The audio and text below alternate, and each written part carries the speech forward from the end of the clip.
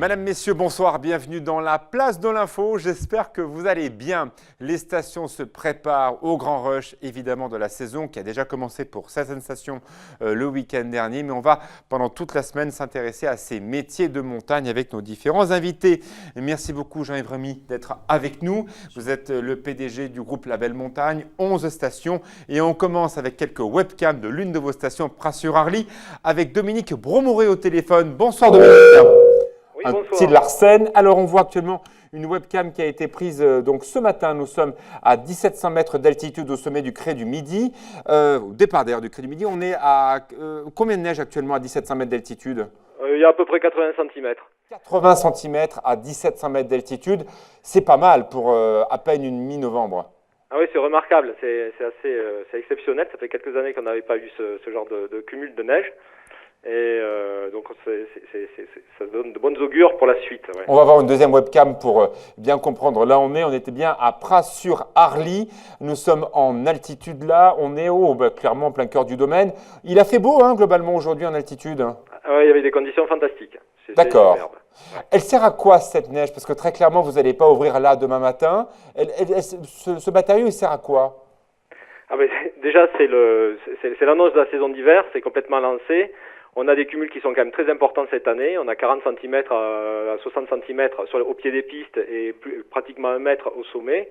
Donc en travaillant la piste, en la damant, en la préparant, on se dit qu'on est prêt pour la saison d'hiver et pouvoir offrir du ski assez rapidement. D'accord, on a bien compris, on est bien à Pras-sur-Arly, non pas au Pradly, qui est une très belle station, mais ce n'est pas celle que vous voulez. On est à Pras-sur-Arly, dans un domaine skiable qui est très enneigé. On le sait bien, entre Bellecombe et Cézy, sont toujours des records de neige en Savoie-Mont-Blanc. Aujourd'hui, très clairement, est-ce que cette neige est tombée avec un sol suffisamment froid? On sait que la neige fait isotherme au-dessus des sols qui sont généralement pas très froids. Cette neige, est-ce qu'elle va fondre ou elle va rester, notamment, on l'a vu au Crêt du Midi ou à Banrouge? Oui, alors le sol, il y a eu quelques périodes de froid qui ont permis de produire un peu de la neige de culture sur les jours qui précédaient.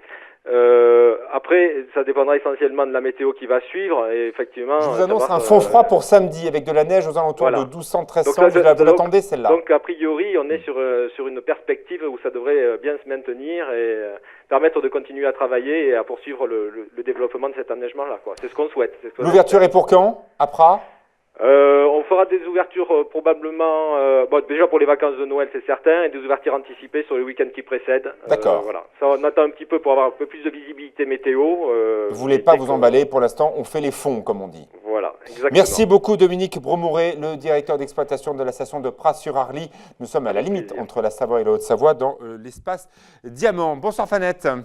Nous parlons donc de deux titres, un qui est très proche de celui-ci, Le Grand Bornand qui investit dans des enneigeurs. Voilà, il y avait une visite de chantier qui était organisée ce matin pour la presse. Le Grand Bornand qui est vraiment en train de revoir beaucoup de choses sur son domaine. Il y a un nouveau tapis roulant qui est l'un des plus grands du monde, si je ne me trompe pas, des nouveaux enneigeurs. Donc Pauline Courceau nous dira tout ça tout à l'heure.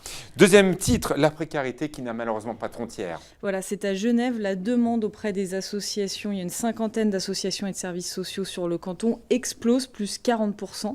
Donc j'ai été voir un petit peu comment ça se passait. Merci beaucoup, on vous retrouve dans le cadre du JT dans 27 minutes. Emmanuel Graveau, vous nous dites juste bonjour, on va vous retrouver dans quelques minutes. L'organisateur du premier Outdoor Expert Forum. On l'a vu avec cette neige naturelle qui est déjà en abondance, de très nombreuses traces, et on l'a vu d'ailleurs à Pras-sur-Arly, de personnes qui montent en ski de rando. Ça pose des questions et ça sera un des sujets que vous allez développer dans le cadre de ce forum à Chambéry. Voilà, ce forum. Il y a 4 tables rondes. Voilà, 4 tables rondes, jeudi au manège, au centre des congrès le manège à Chambéry. 4 tables rondes, effectivement, sur le ski de randonnée en station. Et la question des trails aussi, qui la question intéresse des trails, nos montagnes. Et aussi des conférences. On vous retrouve dans 10 minutes tout de suite, c'est la place de l'info.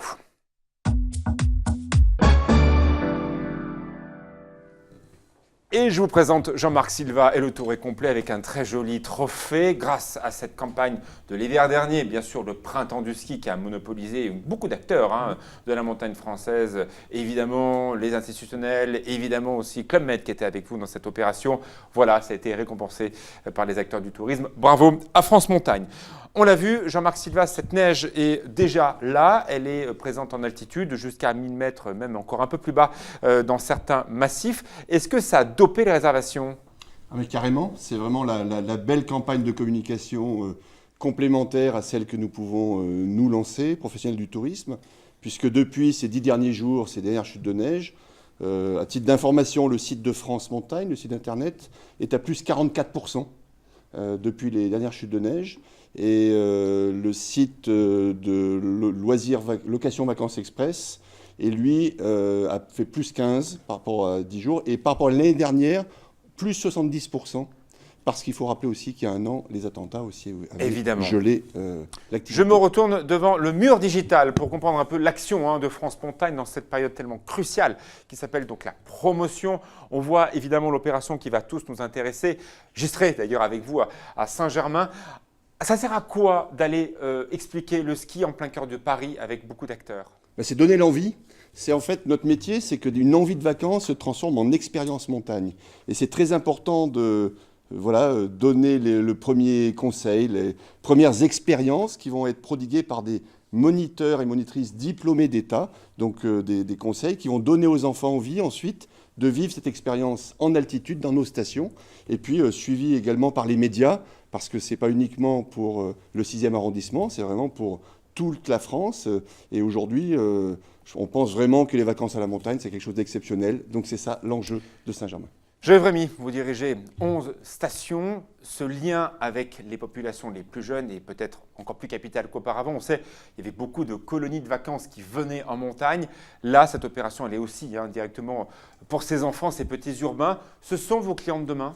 Oui, très clairement, pour nous, c'est une des problématiques du ski, c'est de pouvoir intéresser les jeunes skieurs, pouvoir les mettre au ski, parce que ce sont nos clients de demain. Alors c'est clair que chez La Belle Montagne, de par la cible, de par la composition de nos stations, on s'adresse avant tout aux familles, et c'est vrai que dans nos différents produits, on essaye de flécher vraiment des produits pour ces enfants. Et la mascotte au poil, qu'on va découvrir dans quelques instants, qui est évidemment la mascotte que l'on connaît sur tous les bas de piste, c'est devenu aussi important chez vous que la mascotte de Disney ? C'est clair, c'est un élément fédérateur pour La Belle Montagne. C'est un élément qui aujourd'hui est reconnu par notre clientèle et qui nous permet de construire, de raconter un peu l'histoire de la montagne autour de cette mascotte. On trouve d'ailleurs des pistes au poil land, on trouve des points de rendez-vous, des goûters avec notre jeune clientèle. Alors, on se pose parfois la question, est-ce que c'est Disney ? Non, c'est pas Disney. On met en scène. Parc à vous. Voilà, on met en scène notre montagne avec des références fortes à la montagne. Et c'est clair que le Yéti est une référence forte à la montagne. Alors bien sûr, de garder ce contact avec les populations, ça sera un véritable enjeu pour ces vacances de Noël.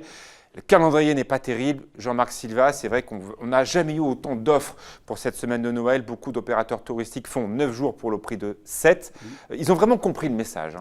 Oui, parce qu'on est confronté à une problématique de calendrier puisque Noël tombe un dimanche. Donc les hébergeurs, beaucoup d'hébergeurs ont fait en trois phases. Un samedi, lundi, donc cette semaine de Noël où les gens vont payer 7 jours et on va globalement en offrir 9. Et puis ensuite une semaine lundi qui va inclure la semaine du jour de l'an jusqu'au 2 janvier. Et puis n'oublions pas qu'il y a une 3e semaine, notamment pour les vacances des clientèles internationales, qui elle sera assez courte. Ce sera la semaine de récupération de 5 jours. Parce qu'on perd au début, on ne va pas le récupérer après. Et avec des tarifs donc du coup très attractifs. Donc il y a vraiment, c'est très important d'aller voir toutes les offres que font les hébergeurs. Et la souplesse et de rigueur, cette année plus que jamais, avec ce Noël qui tombe un dimanche. Jean-Yves Rémy est en l'occurrence un hébergeur. On voit actuellement quelques images de Saint-Germain, donc des neiges. J'aimerais qu'on voit une image de votre papa, qui est une personnalité bien sûr, qui a marqué aussi le sport d'hiver très clairement. Votre groupe familial a toujours su jouer cette réactivité, cette souplesse dans la réservation. On le sait, vous avez toujours fait un peu du sur-mesure pour vos infos commerciales. Ce n'est pas la première année que vous avez des Noëls dimanche. Vous avez déjà un recul sur ces dimanche. On le sait, à cause de ces calendriers, il y aura déjà un départ avec un peu un boulot au pied. Alors, c'est vrai que, alors si on fait un peu d'histoire, la famille, c'est avant tout une famille d'hôteliers, donc qui a été en permanence au contact de la clientèle et qui s'est toujours adaptée aux souhaits de la clientèle. Cette situation-là, de calendrier qui est défavorable. Et ce calendrier, c'est un calendrier cyclique qui revient régulièrement et on est obligé de s'adapter. Et donc, très clairement, au niveau de l'agence La Belle Montagne, où on prend tous les jours des réservations, sur cette période de Noël-Nouvel An, c'est un calendrier ouvert où en fait, sauf sur les produits sur lesquels on a une très forte tension, c'est des séjours de minimum 3 à 4 jours et sinon c'est un calendrier ouvert, ce qui permet effectivement d'avoir une grande souplesse. Donc vous faites comme Pierre et Vacances, vous arrivez, vous repartez quand vous voulez. Exactement, surtout que sur cette période, on va trouver des clients qui vont vouloir inclure les jours fériés dans leur séjour et d'autres qui au contraire vont prendre plutôt les périodes sans les jours fériés. Alors évidemment, ça nous laisse la possibilité, nous, les gens du pays, d'aller skier dans des conditions exceptionnelles, surtout dans cette première semaine. Les enfants sont très très tôt en vacances, ça sera je crois le 17 au soir, donc du 17 au 24. Si vous habitez dans toutes ces villes de Piémont, n'hésitez pas à aller skier. C'est le message de France Montagne aussi. Oui, c'est important. Ces villes de Piémont. Et puis c'est relayé par tous les habitants, tous les acteurs locaux. Je crois que j'ai jamais vu autant de points de vue des balcons ou des fenêtres depuis les dernières chutes de neige, parce que tout le monde y va de son selfie, de son smartphone, et c'est important. De montrer cette neige qui est tombée. Oui, parce qu'il y a eu un attentisme depuis 2 ans avec les 2 hivers qu'on a passés. Aujourd'hui, elle est là, elle est bonne, elle est de très bonne qualité. J'ai pu skier dimanche, elle est magique. Vous êtes monté un peu de phoque. Voilà, un peu de randonnée. Voilà, il y a 1 mètre de neige en altitude. Elle est froide, donc c'est ça. C'est elle s'est un peu humidifiée en dessous de 1500, mais elle est, on l'a vu après sur Arly, avec 1 mètre à 1700, c'est beaucoup pour la période. Et puis on a des stations qui ont ouvert. Il y a déjà 4 stations en alpin qui ont ouvert le week-end dernier. Il y en aura 5 ce week-end. Il y a 6 sites nordiques également qui ont fait des ouvertures anticipées. Donc tout ça contribue, plus le ski de randonnée, à créer de l'image et de l'envie en ce début de saison, parce que c'est vraiment là où on a des fourmis sous les spatules des skis. Alors créer l'envie aussi, de travailler en montagne. J'avais mis l'an dernier, vous me l'aviez expliqué, vous avez signé 16 contrats aidés, ces fameux contrats jeunes qui arrivent maintenant à maturité, pour ces jeunes qui vont découvrir les métiers de la montagne. Ça y est, c'est maintenant en place. Oui, alors effectivement, on a une double problématique sur le sujet.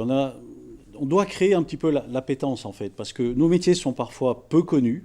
On a autour des villes, autour de nos stations des villes dans lesquelles on va former des gens, que ce soit des BTS, que ce soit des BEP. Et pour autant, les jeunes ne se dirigent pas forcément vers nos métiers. Donc on doit faire une sorte de marketing pour d'abord vendre ces métiers qui sont merveilleux, dans des carrières qui sont merveilleuses. Et puis on doit surtout ensuite compléter la formation pour les adapter à nos métiers. Et ça a été effectivement l'objectif de La Belle Montagne. Mes chefs d'exploitation me disaient on manque de personnel, on manque de qualification. On a eu une opportunité avec les emplois d'avenir. Eh bien, on a construit une classe. On a construit un programme d'abord qui permettait d'amener la compétence suffisante pour que ces salariés puissent être embauchés au terme de leur formation. Et puis on a regroupé 1 à 2, voire 3 stagiaires par station, ce qui nous a permis effectivement avec l'AFPA de mettre en place une classe. Ce sont au départ des CDD de 3 ans avec 800 heures de formation. Et donc, ils vont devenir les acteurs de la montagne. Voilà, aujourd'hui, ils sont formés et on va pouvoir les embaucher en CDI dans nos entreprises. Vous restez avec nous, on va parler de ce premier Outdoor Expert Forum avec Emmanuel Graveau qui nous rejoint dans quelques instants. Jean-Marc Silva, évidemment, une très belle saison pour tous les acteurs de la montagne française. Et rendez-vous à Paris pour cette grande fête de la montagne française. Il y aura des stars ? Il y aura les stars, ce seront les moniteurs de ski. Toujours, avec les flambeaux. Voilà, avec Big Air, avec biathlon, des champions, de la vraie neige. Et si vous êtes de passage à Paris, n'hésitez pas. Ça sera donc tout autour du 6e arrondissement. La pub, la météo.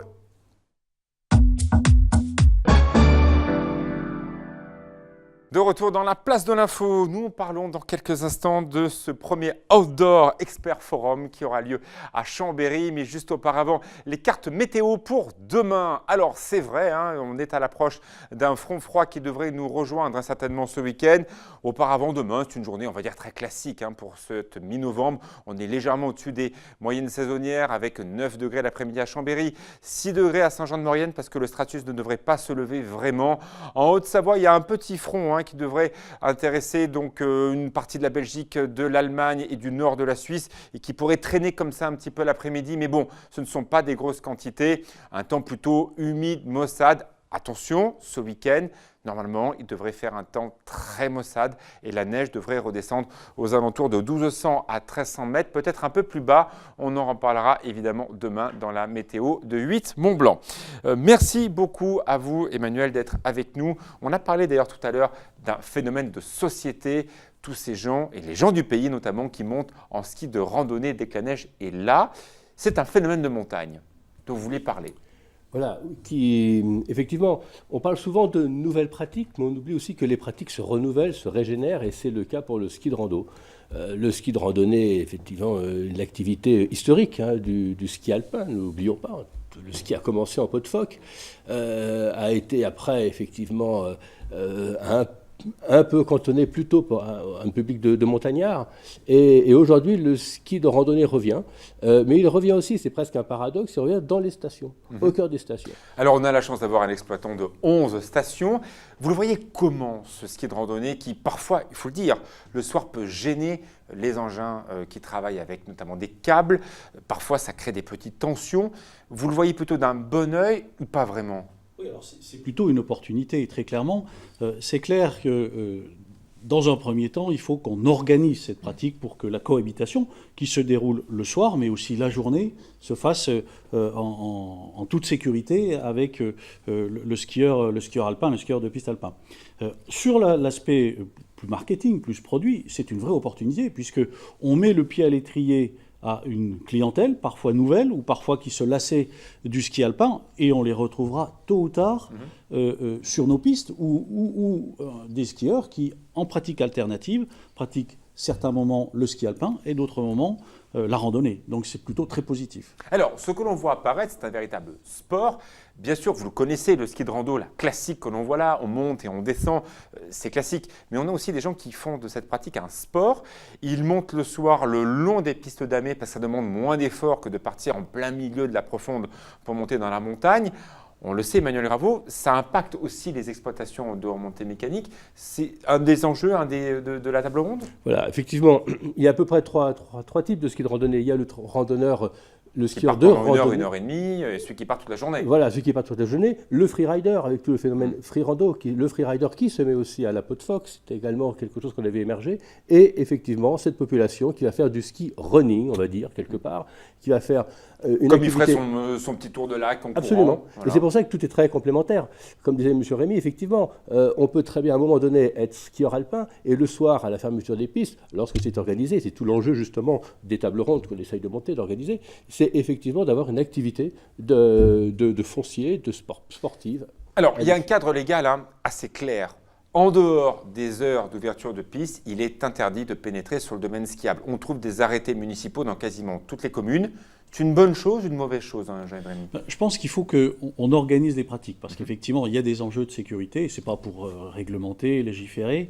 Et c'est vrai que la cohabitation doit se faire, encore une fois, de manière très positive. Les sujets pour nous, la journée, c'est la cohabitation entre des gens qui montent et des gens qui descendent. Et de plus en plus, sur nos domaines skiables, nous organisons les itinéraires pour monter, qu'il n'y ait pas de conflit. Et puis c'est vrai, la nuit, nous travaillons sur les domaines. L'entreprise de remontée mécanique, ça vit 24 heures sur 24. Et parfois, les skieurs de randonnée n'ont pas conscience des risques liés, par exemple, au damage de nuit, qui se fait souvent avec des câbles, avec des treuils. Et on déroule, par exemple, plus d'1 kilomètre de treuil. Ce qui fait que... On ne voit pas la machine, parfois voilà, la machine on voit pas la en machine. contrebas, Voilà. alors que nous, on est en train de monter sur l'axe. Et effectivement, le challenge aujourd'hui pour nous, c'est d'organiser, d'informer, pour que justement la pratique se fasse en toute sécurité. Deuxième sujet très important pour vous, c'est le trail. Évidemment, l'ultra-trail du Mont-Blanc, mais il y en a tellement d'autres dans nos montagnes françaises. C'est un succès qui a permis de faire un véritable boom pour l'été. C'est un des phénomènes qui permet à la montagne d'été de vivre. Voilà, c'est une des tables rondes que vous voulez aborder. Effectivement, parce que comme vous le soulignez, c'est véritablement devenu une vraie activité. Il y a à peu près 1 million de trailers en France aujourd'hui. C'est énorme. C'est Et c'est un public urbain qui va peut-être découvrir la montagne pour la première fois. C'est un public, alors absolument, c'est une pratique, le running, puisqu'il s'agit de running à la base, le running c'est déplacer vers les montagnes, donc c'est assez intéressant, et effectivement amène aussi dans le milieu naturel une population de citadins, qui peut-être aussi après ira vers d'autres pratiques. Mais en tout cas, le trail aujourd'hui est véritablement devenu pour beaucoup de stations un véritable enjeu économique. On l'a vu tout à l'heure avec Jean-Marc Silva et l'opération pendant tout le week-end. Si vous êtes de passage à Paris, n'hésitez pas à aller dire bonjour à tous vos moniteurs préférés. Beaucoup de stations seront présentes pour l'opération Saint-Germain-des-Neiges. Il y a toujours cette notion de rapport de la montagne avec la ville. Vous avez parlé de running à plusieurs reprises, on parle de pratiques urbaines. C'était évidemment ces snowboarders qu'on ne comprenait pas trop, qui étaient un peu en clan comme ça au milieu des pistes. On sent que la montagne, elle a toujours ce lien très urbain. Oui, c'est-à-dire qu'on a connu une période qui est ancienne où la montagne était plutôt un environnement assez ringard.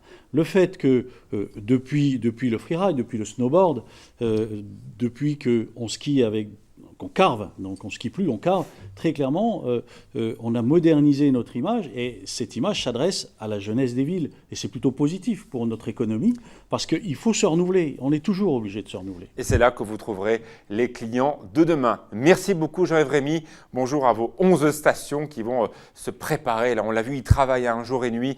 Et n'hésitez pas à faire attention bien sûr aux dommages par câble. La neige est un peu humide, on l'a vu, au-dessous de 1500 mètres d'altitude. Et c'est grâce au câble qu'on permet de moins user la neige. Voilà, ce n'est pas pour le plaisir d'embêter le monde.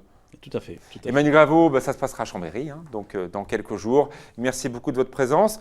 Tout de suite, on retrouve Fanette de Buisson pour les titres du JT. Passez une excellente soirée et à demain.